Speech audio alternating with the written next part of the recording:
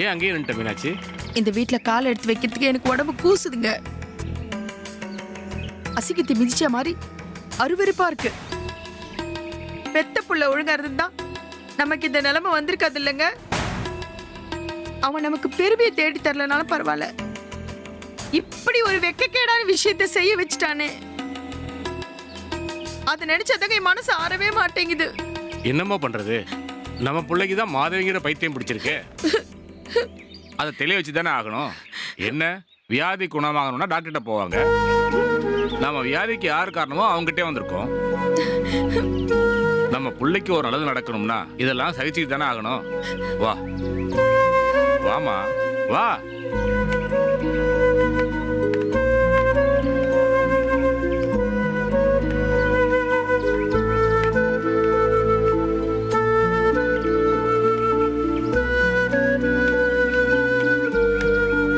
அவகிட்ட கோவமா எதுவும் பேசிடாத, பொறுமையா பேசு. இல்லங்க, அவளை பார்த்தா அடிச்சிருவணும்னு பயமா இருக்குங்க. மீனாட்சி, நமக்கு காரியம் ஆகணும்.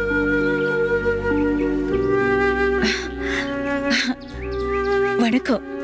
வாங்க, ஏன் வாசல்ல நிக்கிறீங்க? பெல் அடிச்சிட்டு தான் வரணுமா என்ன? இது உங்க வீடு. வாங்க ப்ளீஸ், உள்ள வாங்க. வா மீனாட்சி வா.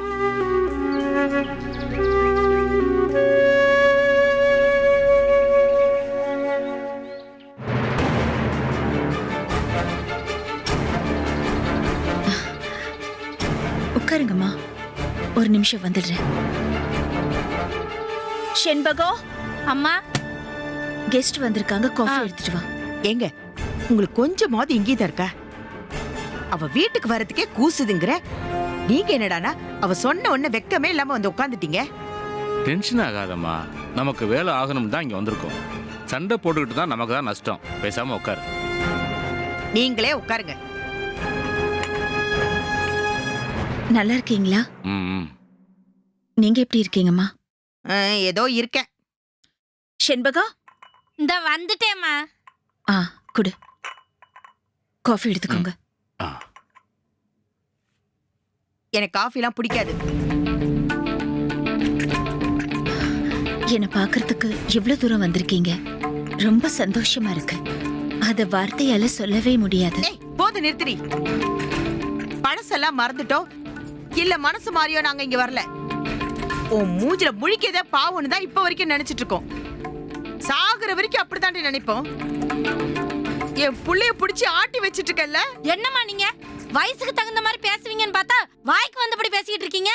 இதுக்கு மேல எங்க அம்மாவை பத்தி ஏதாவது ஒரு வார்த்தை பேசுனீங்கன்னு வச்சுக்கோங்களேன். செண்பகம், என் மேல கோவப்படுறதுக்கோ திட்டுறதுக்கோ இவங்களுக்கு எல்லா உரிமையும் இருக்கு. நீ இதுல தலையிடாத. உன் வேலையை போய் பாரு, போ போ. ஏய், இப்படி நல்லவ மாதிரி நடிச்சு என் புள்ளைய வேணா நீ மயக்கிருக்கலாம். ஆனா எங்களை அப்படி மயக்கலான்னு கனவுல கூட காணாத. அம்மா பேசாதடி. நான் ஒண்ணும் உன் புள்ளைய மயக்கல, அவர் தான் இங்க வந்துட்டு போறாரு நீ சொல்லுவ.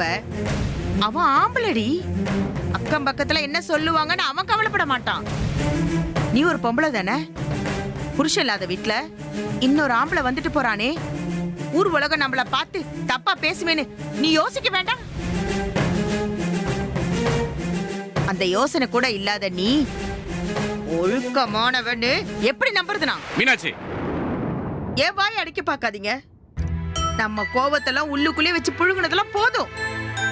நம்ம எதுவுமே செய்ய மாட்டோங்கிற தைரியத்துலதான் இவ இவ்ளோ நாளா கொழுப்பெடுத்து போய் ஆடிட்டு இருக்கா. இவ ஆட்டத்துக்கெல்லாம் ஒரு முடிவு கட்டாம இன்னைக்கு நான் இவளை விடுறதா இல்லங்க. ஏய், பொம்பளையா பிறந்துட்டா கொஞ்சமாவது வெக்கம், மானம், ரோஷம் எல்லாம் வேணும்டி.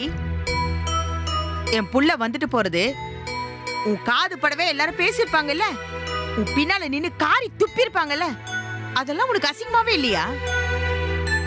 யாராவது என்ன தப்பா ஒரு வார்த்தை சொல்லிட்டா நான் நாண்டுகிட்டு செத்துருவேன்.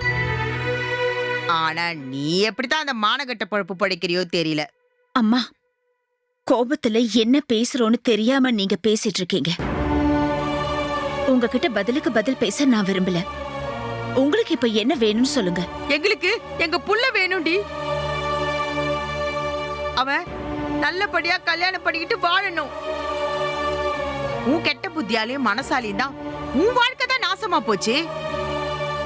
என் புள்ள வாழ்க்கை நாசமா போகணும்னு ஏண்டி துடிக்கிற? இப்ப கூட அவனுக்கு ஒரு பொண்ணை பார்த்து முடிவு பண்ணி வச்சிருக்கோம். ஆனா அவன் கல்யாணமே வேணான்னு பிடிவாதம் பிடிக்கிறான். அவன் மேல உனக்கு அக்கறை இருந்திருந்தா நீ என்னடி பண்ணிருக்கணும்?